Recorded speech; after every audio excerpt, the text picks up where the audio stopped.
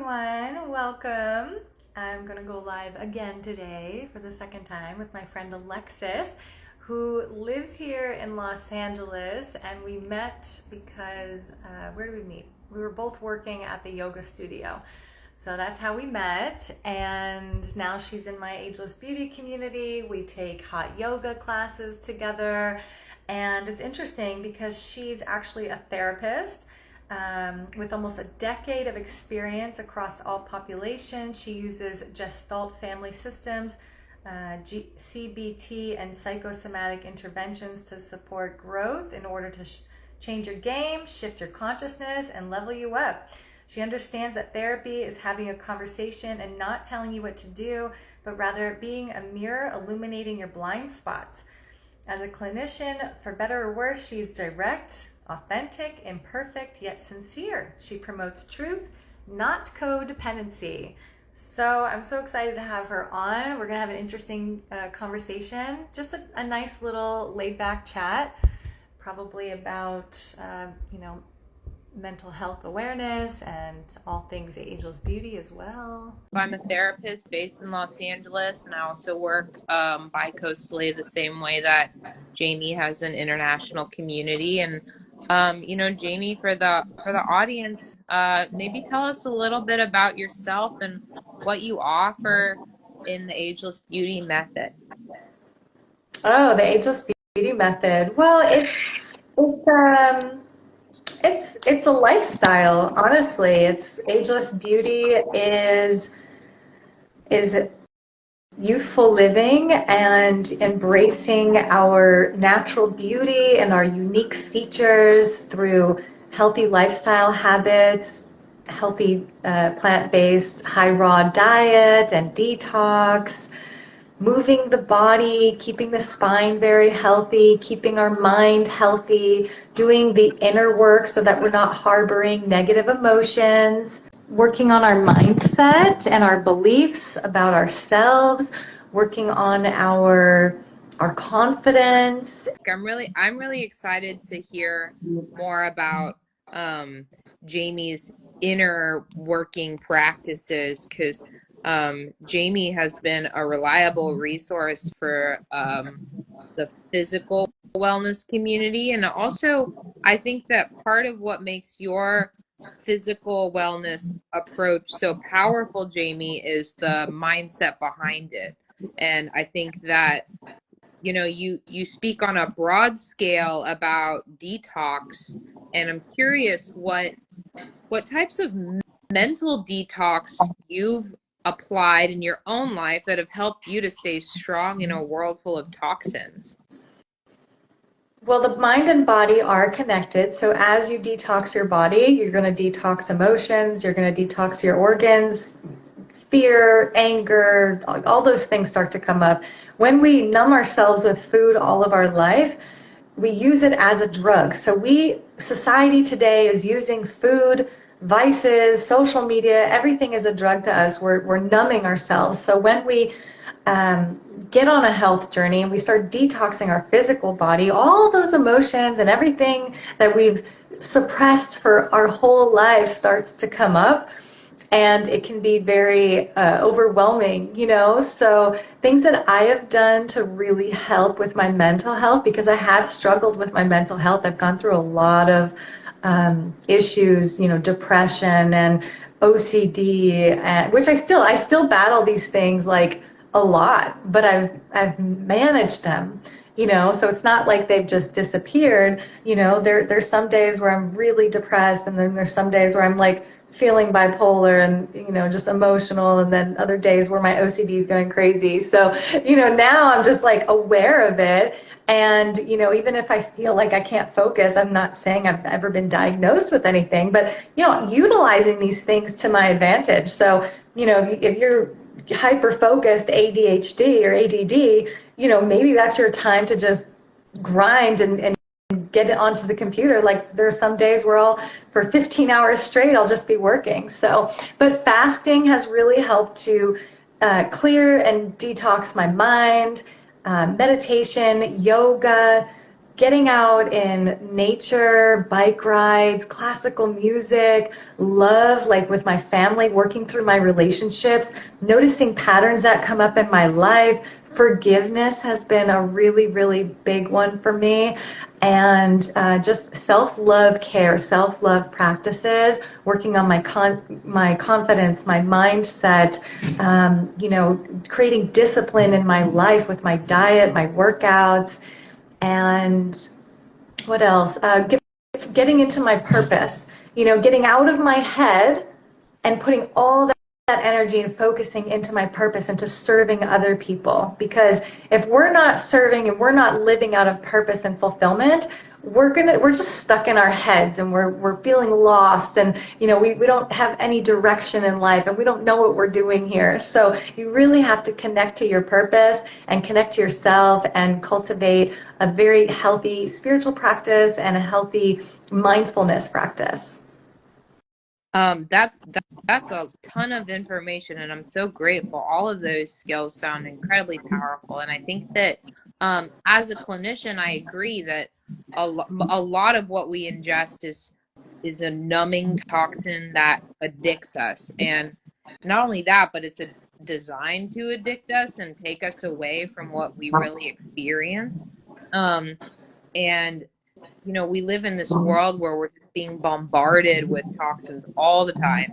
And, you talked a little bit about your mental and health struggles in your past and how these practices have empowered you to cope, even though they're still there, that it seems like it's much different. And I'm curious, what was the turning point for you? Like, where did you shift, and how did you start to change your life?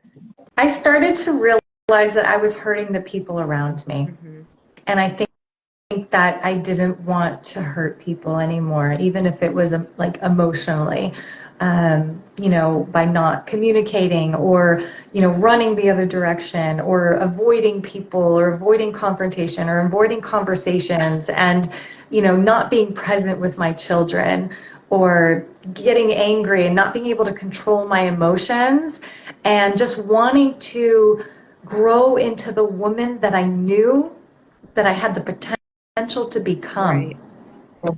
I saw this vision of myself. I saw this woman that I wanted to be, and I wasn't her. I wasn't acting like an ageless beauty. I wasn't acting like a classy woman who's in control of her emotions, who's standing strong in her power, who's feeling confident, who's going after her purpose, and that was enough motivation for me. Like, we have one life to live, and I didn't want to waste it, and I didn't want to keep making mistakes, and I didn't want to keep making bad choices, and I didn't want to keep hurting the people around me, and I didn't want to keep self-sabotaging, I was ready to change my life, and it had to start from within. Yeah, that's phenomenal. You kind of hit a point of rock bottom and no return, and you were really like, enough's enough, and you had forgotten who you were.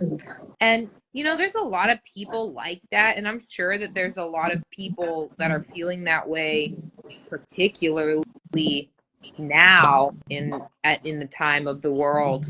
And I'm curious how you came to discover the Ageless Beauty method. Like, what if you felt that you had sort of like lost control of your life, how did you discover the effective ways to regain control, especially if your life had just become so accustomed to all these toxic habits?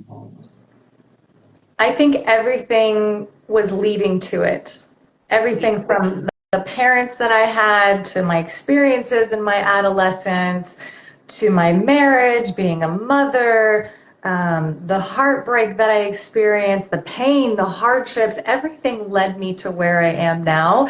I think that everything that I'm doing right now, this message that I'm sharing with the world, even with the Raw Food Worldwide meetup, I honestly feel like it was already pre-planned out in my destiny. Amazing. And everything that has happened in my life up until this point was really just preparing me for this moment. It was already supposed to be here, because looking back, connecting the dots, seeing how, even it all started with even in the birth. when my mom was pregnant with me, this whole thing with being vegan, I was the only vegetarian in my family. My mom had an aversion to animal products when she was pregnant with me, so she ended up going vegan during my pregnancy. And when I was born, I refused any meat. I wouldn't eat it. They tried to feed it to me and I would throw up. I couldn't even eat a piece. Like the sight of it, the smell of it, when I was a baby, I would throw up. So they raised me vegetarian. I was the only one in my family. So even starting from then, and when I was a baby, with the meditation and the dreams, I was the only spiritual person in my family. I was a bald baby and I had a little belly. My dad used to call me Buddha. We weren't even Buddhist. We were Catholic, so the fact that something in my life happened for my father to call me Buddha, I ended up researching the Buddhist religion when I was in my 20s, but nobody else in my family did that, so it's just like all these little things that had planted seeds, and, they were all like put into my reality to help awaken something inside of me that I was already meant to do. Amazing. You speak to a really common theme in families, which I find, when somebody is trying to follow their heart and be authentic and even try to do healthy practices, the rest of the family oftentimes doesn't really want to do that or participate. And I think about the holidays coming up and how a lot of people might be trying to practice self-care. They might be trying to practice exercise or eating plant-based or saying positive things. And I'm wondering how you started to practice that in a family that didn't really agree with a lot of the things that you wanted to do. Well, I think they just got used to the idea that I was vegetarian since it was from birth. Uh-huh. But it wasn't until my aunt got cancer when me and my mom went plant-based when I was around 18. But everybody gave us a hard time. And then when I went raw when I was around 26 or 27, I went raw vegan. That was hard. That was hard. Luckily, I was not living near my family, but when I would go visit, it was really hard, and I actually fell off eating raw because I didn't have the support from the people that I love the most, and I needed that support. So I ended up not speaking to my family for a while, and it has put a big wedge between me and my family, like the fact that I am the black sheep and my lifestyle is so different. It's like we try, but there's this mismatch in vibration. So I've now come in my life to where now I don't even do the holidays with family anymore. Yeah. So, Yeah, that's really helpful to know. I think because I think you demonstrate a level of strength, inner strength and resilience and courage in by separating yourself from the toxins and starting to use these health practices.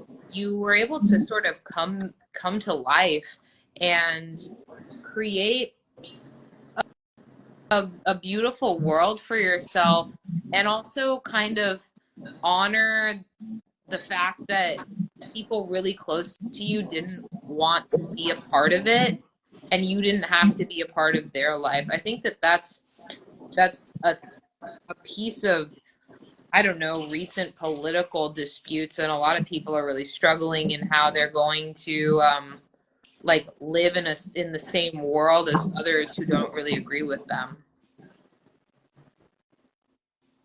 yeah. What is the question? Or was there a question, or you were Yeah, just commenting? I was just giving feedback. Yeah. It seems like you've kind of already lived in a world that other people are going through similarly right now.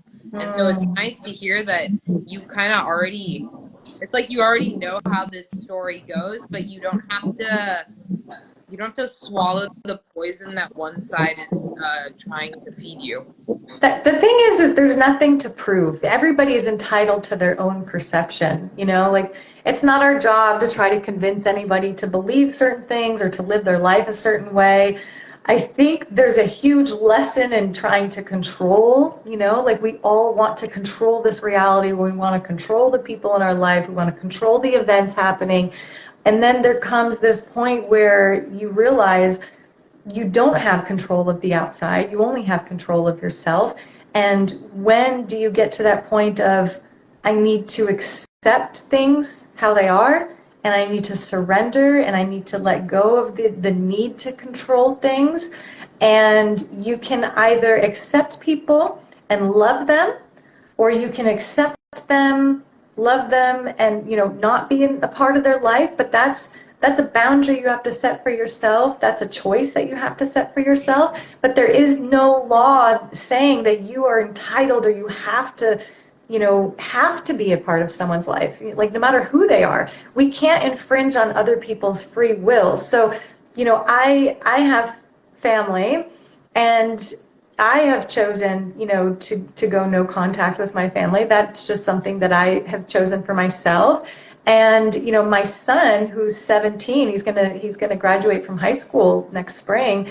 He doesn't speak to me. And although it hurts, it's like, we are very different. We don't see eye to eye, and I have to respect that decision.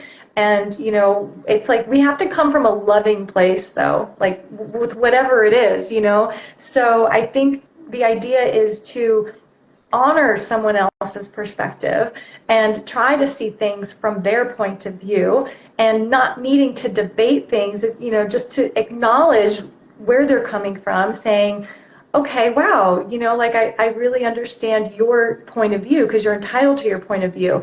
And then maybe offer like a different perspective, not to force ideas or beliefs onto somebody else, but just to be able to see from many vantage points. And I think that's the key, is that we have to be able, we live in a world of polarity. We have to be able to see from many points of view. Because if you think of God, right, the creator, the universe, whatever you believe, whatever you want to call it, can understand from every vantage point at the same time. So the more perspectives you can hold at one time, or the more vantage points that you can see at the same time, the higher up that you are going in consciousness, and the closer you are becoming to the divine. Yes, yes. Your level of empathy, the empathy that we carry, seems like it would be almost it seems like it might be a part of your forgiveness practice. Like, instead of trying to control other people and getting them to join us in whatever we practice, whatever eating habits, whatever exercise practice, affirmations, belief systems, anything, instead of trying to get them to come to our side, we surrender our ego and then go over to their side to understand them. And then, ironically, it seems to release us of our pain.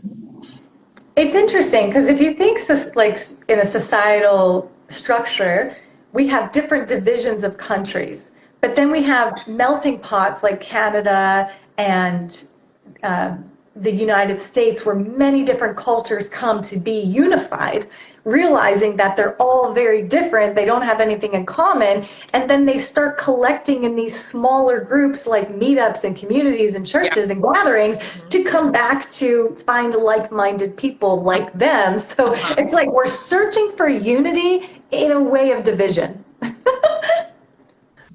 Yeah, it's a giant paradox. Yeah, I find as a therapist that sort of empathizing with your enemy is almost like one of the greatest practices that a human being possesses. It's a true superpower. And it almost like eliminates conflict. And I think that like empathy as a practice seems to be a really powerful tool that you use, and a really powerful tool for everybody, I think, moving forward, and especially people that are afraid or feel out of control. How do you exercise empathy in your day-to-day life? How have you utilized it recently? I'm not going to lie, I grew up a very non-compassionate person. I was a very selfish, ego-centered young woman. I became a mother, and I became a little bit more compassionate, and then I became vegan, and I became a little bit more compassionate, and then I did plant medicines, and I became even more compassionate. My heart opened. I think it just comes in layers, you know. It comes with growth. It comes with layers. It comes with healing. So, you know, if your heart is not open, you just. I heard the saying once. You need to continue breaking the heart until it opens. We have to go through pain. Pain, like through the pain. When you're experiencing pain, stop numbing it, go through the pain, and you're going to come out the other side transformed. Yeah, lean into the pain. You know, I've heard that about New York actually. I'm a therapist based in New York. And people say that New York is like a fire and it will burn you alive, but if you make it through, then you're refined into a crucible. And it's sort of like that with pain. I find that adversity is what gives people the ability to appreciate and experience gratitude.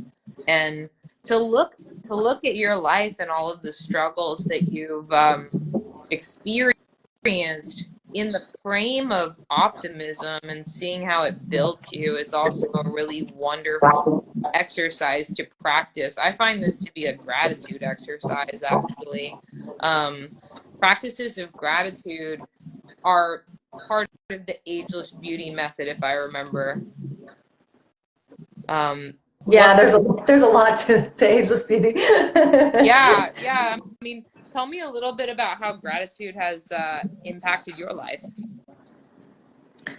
Well, for me, for an ageless beauty, is overcoming the seven deadly sins, because those things rob us of our youth. They age us. They keep us further away from God. They create karma, you know, and then the virtues or godlike qualities, I like to call them, those enhance your natural beauty, and they promote youthfulness and help you to radiate more light, you know. So I'm really big on doing the inner work, doing the healing, going through the pain, opening your heart, allowing more love and compassion to come in, allowing more light to come in. And, you know, through these transformations, let me see what the question was. Oh, yeah. And then forgiveness. Yeah. So through this inner work, you like forgiving, you know, the letting go of control, like accepting, surrendering, being calm, relaxed, you know. All of these things keep us youthful when we're stressed and we're strung out, we're rushing everywhere, and, you know, we're angry. Like all these things are just aging us and, you know, keeping us trapped in our mind. So trying to, you know, forgive, show more love, show more compassion, live more in the present moment. That's the part of the practice of Ageless Beauty. Do you have a daily practice of forgiveness in the Ageless Beauty method? I'm curious about it. I love the Ho'oponopono prayer. It's one of my favorite ways of forgiveness. I think it's the easiest thing to do when something comes up, and it doesn't even have to be that you're forgiving a person.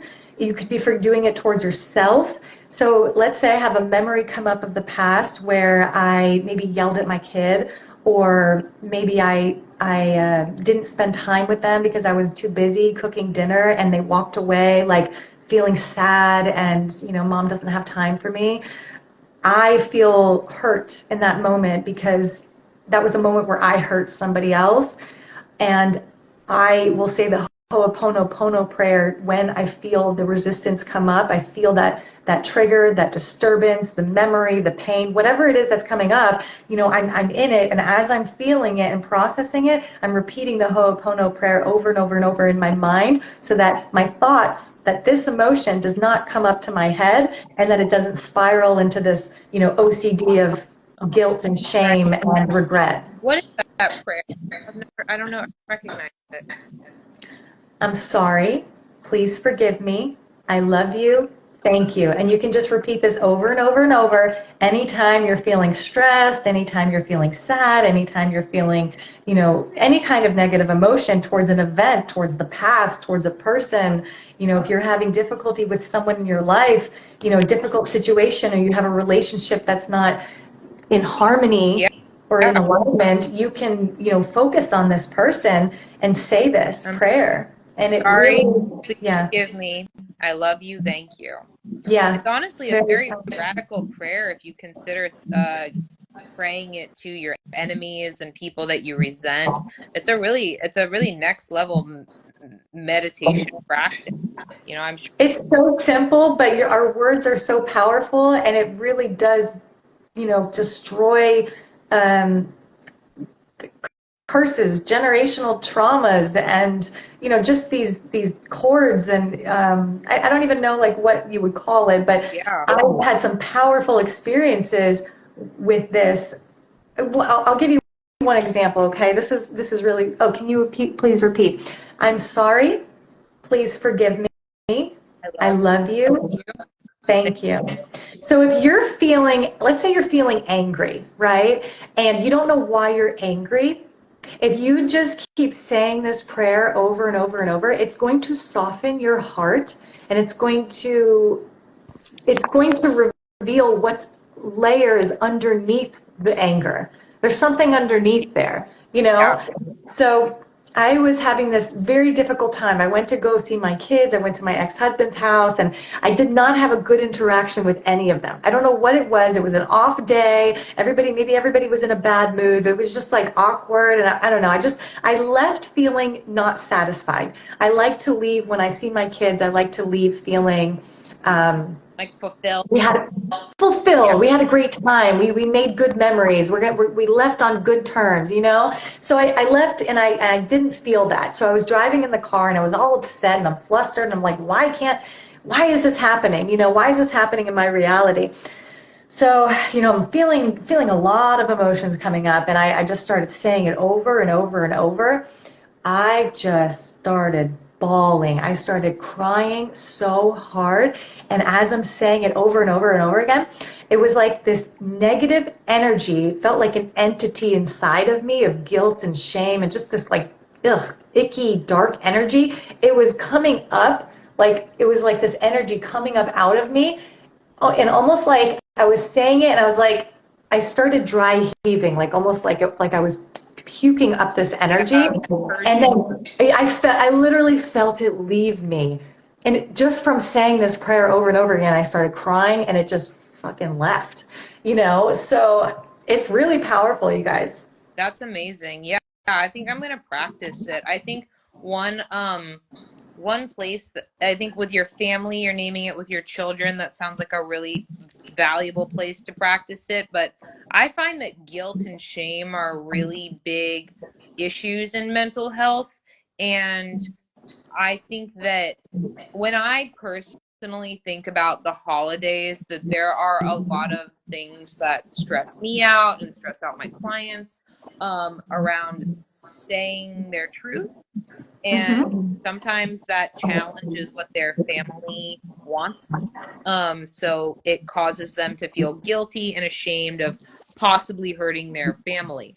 And so I kind of recommend that for everybody out there listening, that if you feel like you need to take care of yourself and it's going to challenge the desires of the people around you, that this prayer, I'm sorry, please forgive me, I love you, thank you, sounds like a wonderful liberation from that guilt, shame, codependency dynamic. And this is I think it's a really important way to lovingly show up for the people around us. And Jamie, you seem to have mastered it, at least getting very good at executing it. I wouldn't say I've mastered it, because I still have relationships in my life that are not in harmony. But that's not necessarily coming from me. It could be the fact that, they're not on their own path, and we're not meeting each other halfway.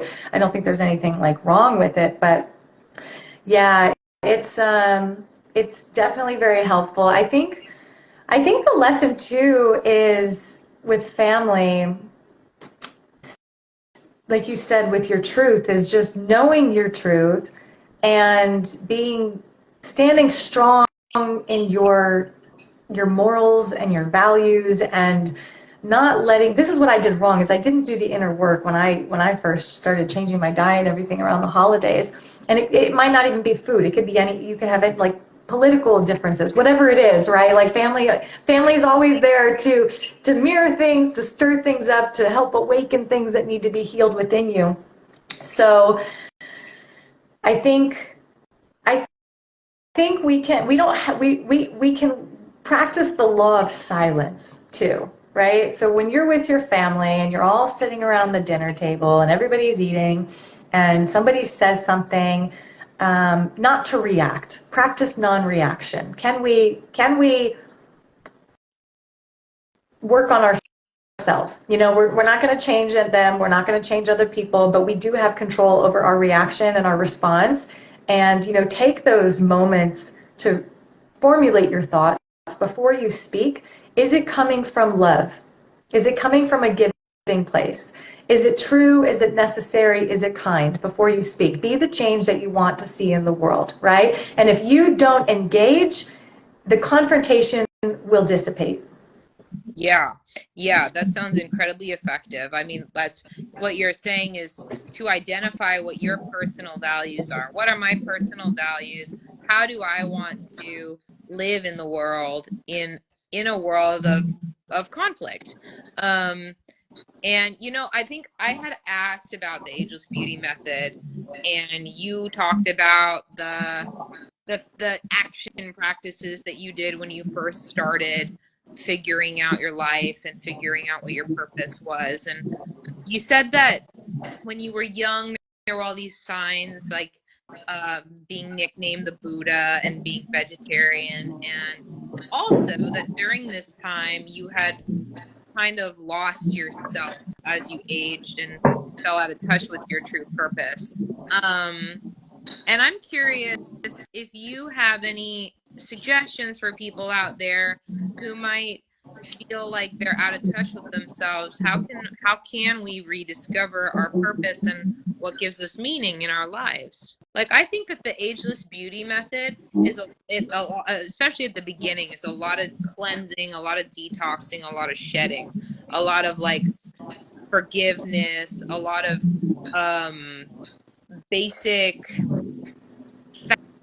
fasting on a lot of levels, even if it's diet fasting, if it's people fasting, if it's media fasting, if it's mental fasting. And I think that for me, that a lot of that renunciation is how I've started to acknowledge my true nature.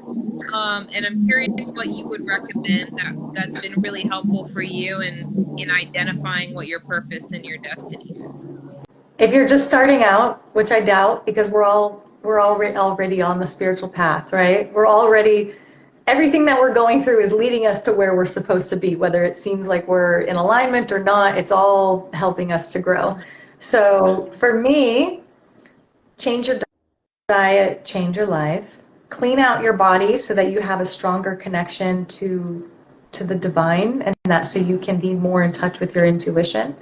Meditate so that you can quiet your mind, so that you can actually hear messages and hear nudges and know what's your thought and what's other people's thoughts, and you can let go of other people's fears and insecurities and really get in touch with yourself. And then the next thing would be to learn lessons. Everything that's happening in your life is there to teach you something. So instead of running away from it, what is it there? Why is it showing up in your reality? That sounds amazing. Yeah, to approach everything in life as a lesson that we can learn from, and to see our enemies as our teachers, and to seek to understand them. These all sound like really wonderful mindsets to keep. And I think that part of why your method has felt so successful to me has been the mindset. Like, I want to think that's the most important one. Yeah, exactly. I find that it's like tackling it's like pulling a weed out of the garden from the root instead of continuing to try to cut off the branches and they just grow back. If you hit the mind, then the mind is where everything will feel genuine solutions and long-term change. Youthfulness is a state of mind, and true beauty is a state of being. I didn't say anything about diet. I didn't say anything about exercise. I talked about your mindset and your presence, your consciousness. Yeah. Working to cultivate a mindset of love, compassion, forgiveness, and empathy. I think those are the takeaway tools that I've heard from you so far. That's all you really need to know. Honestly, like kindness makes you the most beautiful person, no matter what you look like. So if you want to feel more beautiful and confident, just work on your inner self, work on loving yourself. You will radiate so much beauty, so much light. You will be magnetic and so attractive. It's your energy that attracts people. It's your energy. How do you feel? You know, you could be 90 years old and have a youthful spirit, and nobody's thinking you're old. Everyone's like, wow, look how young that 90-year-old is, you know? You're so right. Mm-hmm. Yeah, I appreciate that, because I think I've seen people age and they look so incredibly old and withered, and when I talk to them, they're pessimistic and miserable. And then I've seen incredibly alert and animated 90-year-olds that are curious and they possess the youthfulness of exploring the world around them, and it's all in mind. I definitely agree with you. What qualities do children and teens and adolescents have, right? They don't hold grudges. They live in the present moment. They're curious. They get excited. They are playful. They are not afraid to try new things. They don't have social anxiety. They're not stressed out. They don't have any responsibility. Even if they have responsibility, they don't feel tied down or bogged down. They're not living in the past. They're not worried about the future. And I find them to also be in touch with their body. They're very attuned. Like, they'll sleep when they're tired, they'll eat when they're hungry, and there's not a sense of like judgment of their own behavior. There's no sense of urgency either. And one last thing, what do teenagers have that most adults don't have? What they have, what they possess, is this spark, this drive, this zest for life of, you know, I'm going to graduate from high school and I have my whole life ahead of me and I can do anything. They have this belief that they can do anything. That's what we need. That's what we need more of. We have to realize that we still have our whole life ahead of us. Society wants us to believe that when we start hitting, 30s and 40s, that life's going to be over soon, oh, the dredge of I got to work and I got to pay bills and, get that shit out of your head, just be excited to be alive, be optimistic and enthusiastic. All of these things are just going to light you up. These are going to connect you with your purpose. And when you do connect with your purpose, it's going to light you up even more. Yeah. You're going to feel motivated. You're going to feel inspired. Focus on service. Take your focus off of yourself and put it on how you can make an impact in the world. Yeah. Yes. Thank you so much, Jamie. Thank you so much for your excitement and for encouraging people to follow their bliss, lead with the heart and compassion, and also to remember that the pain that we experience is what will break our hearts open. The new world of light. And thank you for establishing this.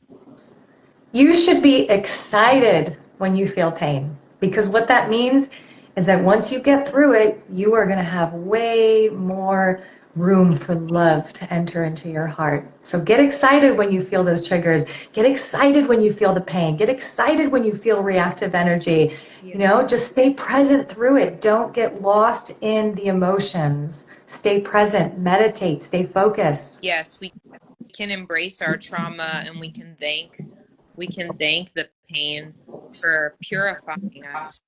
I think we can, I like that, purifying us. Yeah. yeah, Because I mean, this is a vessel. Our body is a vessel. So we can purify it. We can purify our heart to let more love in and let more light in.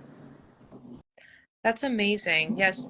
Thanks so much for sharing all these fundamental cornerstones of the ageless beauty mindset that people can cultivate their outside to match their inside. And anything more that you want to share in this?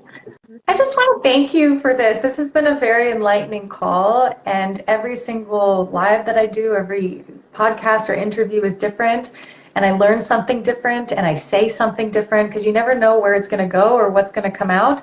And I think it was really nice to be able to talk about this side of ageless beauty because everyone is always assuming it's about, just about anti-aging or just about trying to be beautiful. But, it really, beauty starts from within. So I'm glad that I was able to share about this. Thank you. Yeah, I want to thank you too, and I'm going to try to keep this live recording and publish it to my mental health community, and we can share it with the mental health community because what you're describing are the cornerstones of positive mental health, and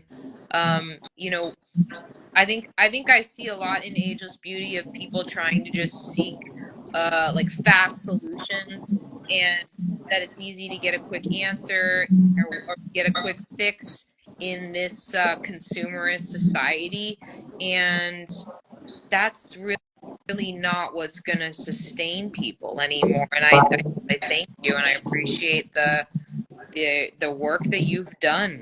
It's work. Thank you. I will say one last thing. When I was going through my divorce many years ago, I went to therapy and I was prescribed sleeping pills and Xanax because I was just going through depression and stuff. I forgot what he gave me, Prozac and Xanax, I think, to help me sleep and to help me with depression. I was on it for a few months and nothing had changed. And I went back to see the psychiatrist and I said, I'm going to get off of the medication. I said, I'm going to try taking some B12. I'm going to change my diet. I'm going to start juicing. I'm going to get fresh air. Because you know what he said to me? He said, I'm going to prescribe you this medication. He goes, but unless you get to the root of why you're depressed and why you can't sleep and, why you have anxiety, because I was having panic attacks and everything at the time, he said, they will keep happening. So when we take medication and we want the quick fix, it really just is a Band-Aid. So you have to I get agree to with the you root of also. everything. Yeah, I agree with you as a licensed clinician that pharmaceutical medication, again, it treats the symptom, not the source. And so for you to honor the importance of affirmations, of the forgiveness prayer, of daily uh, implementation of gratitude, of thanking pain. These are the real SSRIs. These are the real antidepressants. So thank you so much for that. Thank you, Alexis. Yeah, and I'll see you at yoga. yeah, I'll see you at yoga, hypnotic practice, and Yoga, and I'll see you on a Sunday's call. yeah, and if anybody wants to join Jamie's community, when I post her interview, we'll connect with referrals, and she has a meetup group and a support group and a lot of amazing resources connected. So thank you, Jamie. Thank you. I'll just say my Instagram is Ageless Beauty 143, and you say yours too as well. Oh yeah, I'm Alexis Cabrera Therapy. If anybody wants to work with me, I support all these holistic practices, and I And also have you have a group, right? You have a support group? yeah, we have a support group, and I also work in a mental health clinic that is queer friendly and has a variety of clinicians that support these types of self-care practices. So, I can share my information with Jamie too if anybody is looking for therapy during the holidays. Yeah, during the holidays, I was going to say that I'm sure a lot of people can benefit from Yeah. walk therapy. Yeah, and Yeah. same with you. Thank you for your strong your strong pillars of practices as we forge our new traditions and design our new traditions for ourselves. Yes, and thank you so much for everything that you're doing. I think it's really wonderful. Yeah. Yeah. All right. Well, Appreciate you. wrap up. I appreciate you too. We'll speak soon. Okay, Bye. bye, love.